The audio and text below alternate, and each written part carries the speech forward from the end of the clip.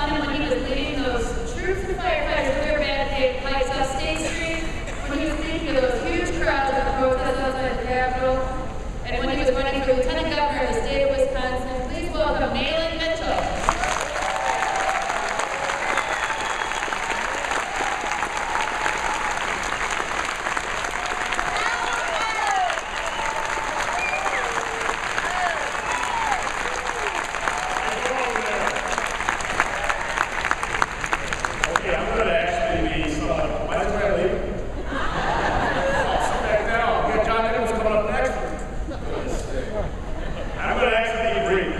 Because I know we're running a little bit behind. I have to catch the flight to LA at 4:30. Whoa. Wow. I haven't fired this. Who was there last night? Text? I called the text. My wife, go ahead and read it, or should I keep going? Read it. I'll read it. I was going to read it anyway. Please say it. Don't worry, yes. But anyway, so my wife, I've been on the road a lot. I'm going to LA actually tonight to go to the National AFL CIO Convention for next year. I've been on the road a lot because of what has happened right here in the state of Wisconsin. And we thought we were just going for cheese and the Green Bay Packers, but I tell you what, we're in home for progressive values, and that's why we're all here right now. But my wife sent me a text. I was actually, I think, in Oregon, not Oregon, Wisconsin, South Madison, Oregon, Portland, Oregon. And she sent me a text, and I want to read it to you. I was trying to find out last night after I heard Representative Chris Taylor talk about different things. But anyway, my wife sent me a text. She's a romantic story. She said, if you're sleeping, send me your dreams. If you're laughing, send me your smile. If you're eating, send me a bite. If you're drinking, send me a sip. And if you're crying, send me your tears. I love you. That's sweet. I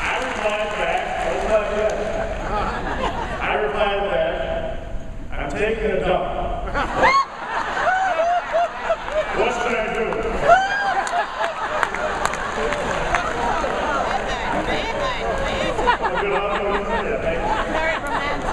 But anyway, here we go. Are you fired up? Are you fired up? When I say fired up, well, the entire speech, I'm going to give all 10 minutes. When I say fired up, you guys say ready to go. Are you fired up? Fired up? I know we had our U.S. Senator Tammy Mahlon speak earlier today. That feels good to say U.S. Senator Tammy Mahlon does that. And the alternative U.S. Senator Tommy Thompson. Remember that. President Barack Obama, second term, that feels good to say that, that's full to the alternative. Hey, Rob, you gotta remember that.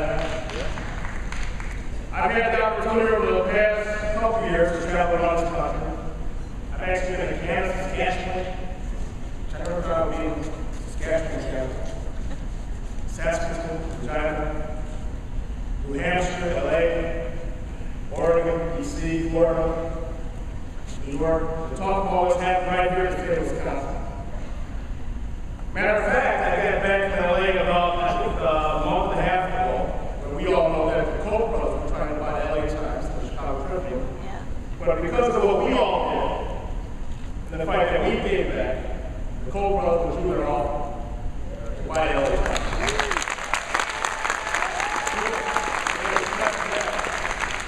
But I was telling the story, and I told this before at the Democratic Convention, I was told again. I was sitting in a hotel lobby with a friend in Washington, D.C., and we were watching MSNBC or Fox News, whichever one. And they were talking about, we've all heard of the rebranding of the Republican Party. Right? The Republican Party is going to rebrand itself. Because right now there are too many of their members telling American people what they really think.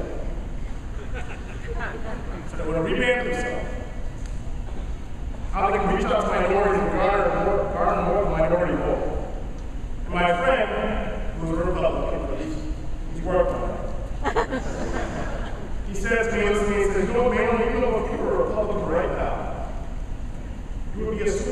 Party from the Republican Party. Because they're looking for a good black guy.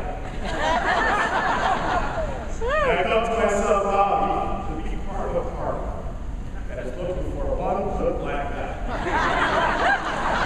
Wouldn't that be something? Then I was going to say, you know what, the Republican Party is going to be. The Republican Party is going to be because I don't believe that we can cut our way to prosperity. I said, no, the Republican Party is going to be because I believe that the top 1% should pay more than everybody else to get us out of this crisis. I say no, the Republican Party is going to be because I believe that we need to preserve Social Security and Medicare for our seniors.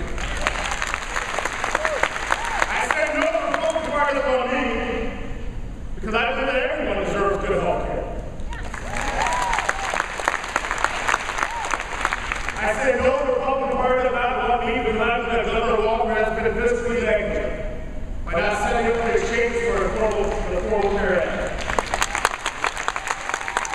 And doing so, he has added $74 million to the taxpayer of Wisconsin and $36 million more to small businesses in our state. I say no to the Republican Party is what I mean because I believe in the woman's right to choose. That's her right. I say no to the Republican Party is what I mean because I believe in marriage equality. And we shouldn't tell people who we love. I say no to the Republican Party is not what I mean because I believe in the Second Amendment, but I don't believe that when the forefathers were voting their black power in local laws, they believe that we have third-round magazines, the sole rights against citizens to create schools and public places. I believe in background checks as a business. The Republican Party doesn't want me because I don't believe that government will rule all our problems. But I believe in a strong, efficient government that represents all people, not just a select few. I believe that everyone deserves a fair job, and that working together we will get to a balance of shared sacrifice with shared prosperity. These are the principles that progressives like yourselves embody. And these are the principles that will move our state and the country forward. That's why I'm fired up. Ready to go! That's why I'm fired up. Ready to go! I'm sorry for blowing up. But here in Wisconsin, we have a progressive state. And we have progressive principles. Let's talk quickly about our Governor Walker and the principles of austerity. Many say that the cuts that were put in place in the last budget and this budget, Governor Walker's reform will get us the right track and spur our state economy. Well, let's see what our 44th governor has done this time. And I don't like to talk about citizens' credit. I listen to both sides of the aisle. Actually, I listen to talk regularly. But somewhere in there is the truth, right? We're going to talk about the truth today. The Bureau of Labor Statistics, in the 12 months ending September of 2012, said private sector wages in our state fell by 2.2%. That's 44,056. We fell at a rate double the drop in national average.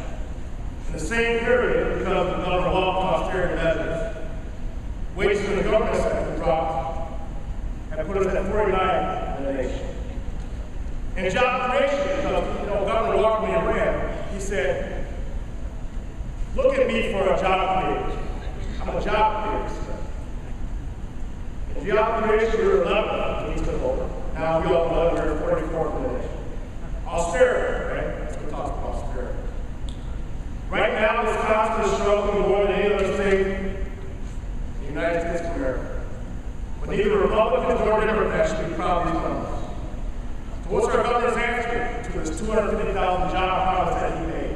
Just a couple weeks ago, he said, well, I didn't really mean 250,000 jobs. What I meant was that when I took over as governor, we were losing 130,000 jobs, so I didn't say that we're going to gain more jobs than we lost last time, but I'm not saying we're going to get 250,000 jobs until the beginning of 2015, when I went election again. Get all that and we repeat it? I don't think I can repeat it. We're led to believe that our governor's going to start repeating. Wisconsin Economic Development Corporation. That's our job creation in the state. A semi-quasi private public agency that has lost over $90 million in taxpayer loans to supposed business development in our state. Loans that cannot be paid back because we don't know who we loan the money to. We've had 4 different CEOs in 2.5 years. Even Republicans have separated themselves from this quasi-public private agency, Wisconsin Economic Development Corporation. But you know what they said? Oh, we're going to get rid of this UW. That fund they have, UW has too much money, they get rid of that. I digress. This is the governor who has campaigned on being a good steward of the taxpayer money. This is the governor who said that he's going to bring us jobs. Smaller government, you heard that, right? Less taxes. People believe it. I look at reading as never failed. A transparent and efficient government. And it has failed the taxpayers of Wisconsin. Our budget. I was on the radio a couple times after our budget came out. He talked about our budget, how Governor Walker says this budget really reflects my values. Well, you know what? That's true. A budget does reflect your values. But what did he say? Well, let's look at the budget beforehand, because we took $1.6 billion from public education, from public schools, our children. My kids go to public schools. So $1.6 billion taken away from public education in the last budget, but now he's putting $400 million more in this budget. And he calls that progress. Doesn't make much sense. He says education is a priority. More money for the school choice program. So we're picking winners and losers as opposed to funding everybody to get a fair education in our state.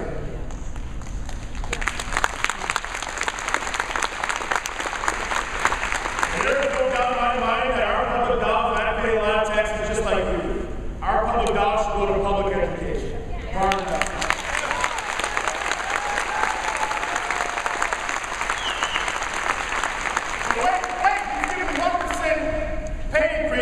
Public sector employees.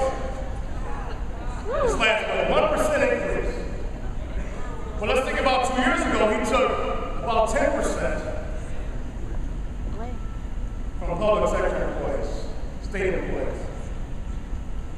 But he's giving 1% increase. He calls that progress. He's on our news with Fox News, talking about how he's making our state better.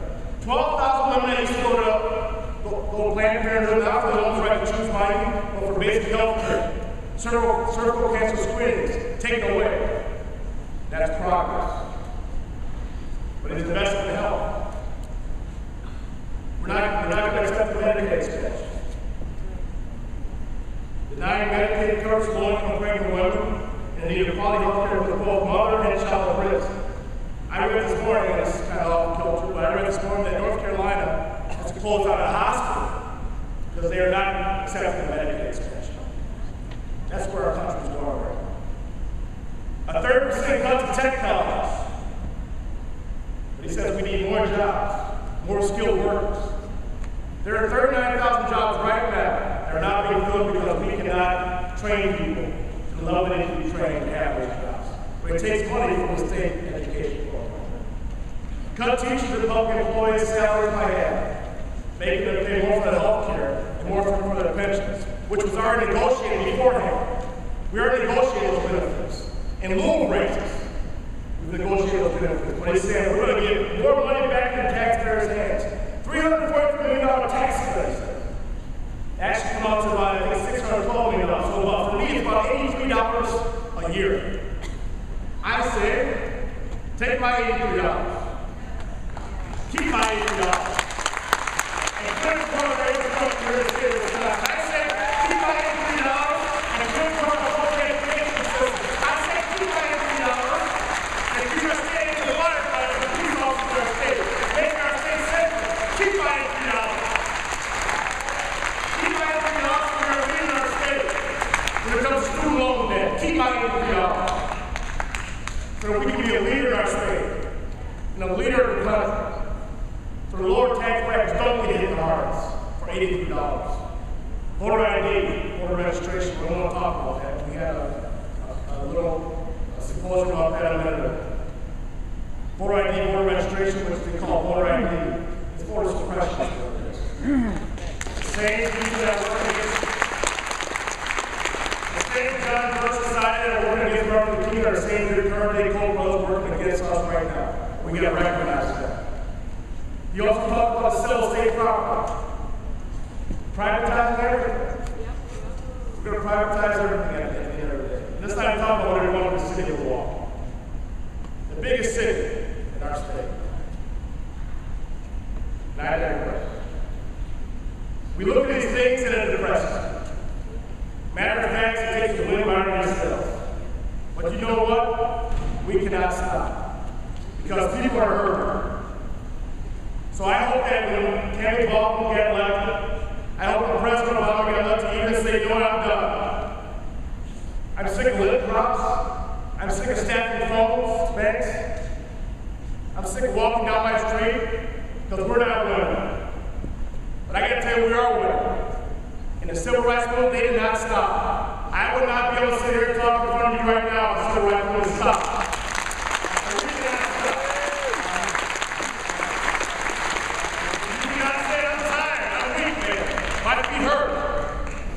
I'm sick of having a phone in my ear. We have an obligation. We have a mandate to speak out. It's our mission because people are hurting. We got to move our feet because people are hurting. So while our governor, Scott Walker, travels to New York, while he travels to New Hampshire, while he travels to South Carolina, while he travels to Texas, while he travels to Connecticut, Iowa, Alabama, Seattle fundraising for $1,000 for the plate, we will be right here spreading our message.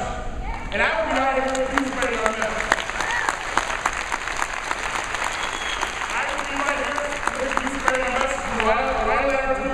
From Walsall to Waukesha, from Eau Claire to Appleton, from Stevens Point to Green Bay, from Marinette to Madison, from Walton to Merrill, from La Crosse to Kenosha, spreading our message of shared sacrifice and shared prosperity. People always ask me, well, why are you so optimistic? Why are you so fired up? They say, man, why are you so fired up? I say, because I'm optimistic about 2014, and after I go to U.S. Senator Ted Baldwin and say, are you optimistic? I say, you're damn right.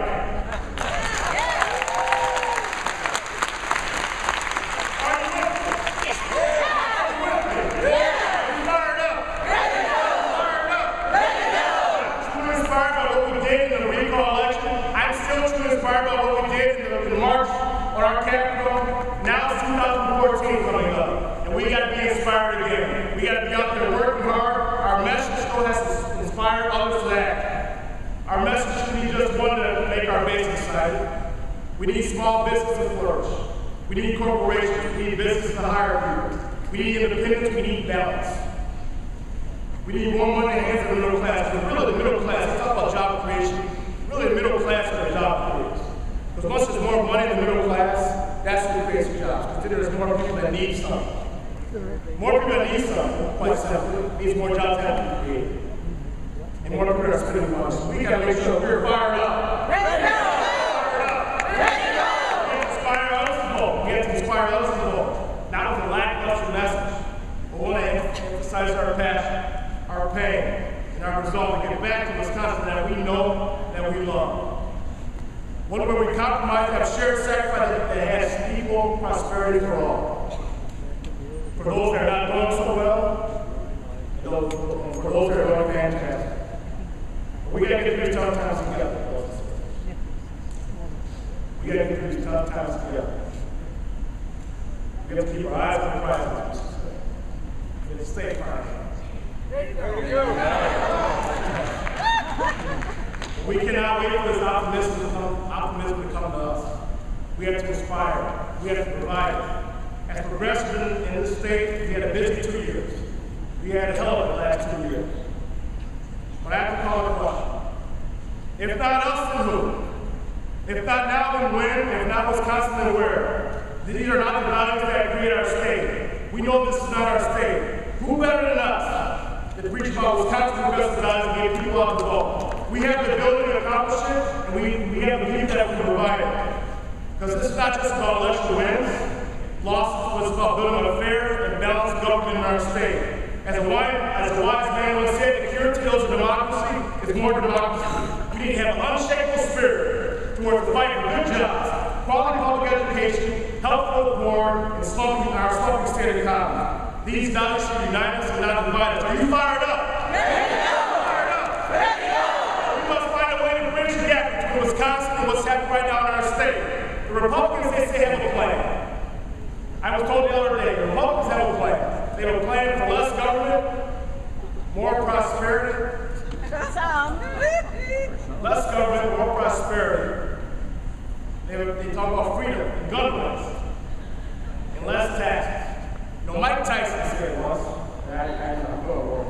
but Mike Tyson said once, when he was going to get in a fight, they said, you know, champ, they got a plan for you. They say you can't box. They say you're a street fighter. You can't box that well. Like, you know, if they get close enough to you, they can knock you out. They can outbox you. Mike Tyson looked at the camera and said, you know what? Everybody that fights says they have a plan. The Republicans say they have a plan. Mike Tyson said, you know what? Everybody that fights says they have a plan. He said, you know what? Everybody has a plan. So I punch him in the freaking face.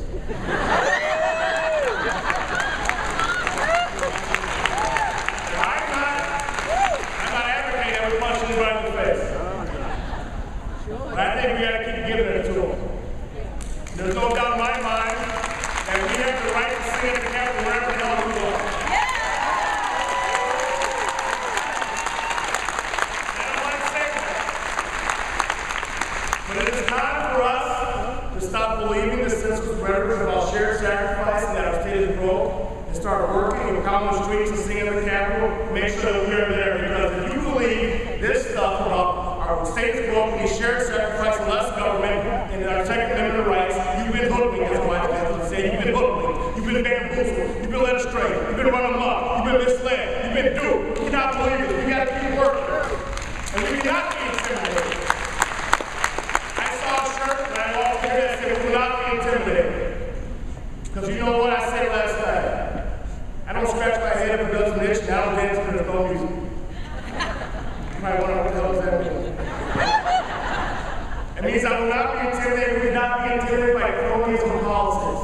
And a government that we live right now led by ideological fringe interests backed by youth European parties.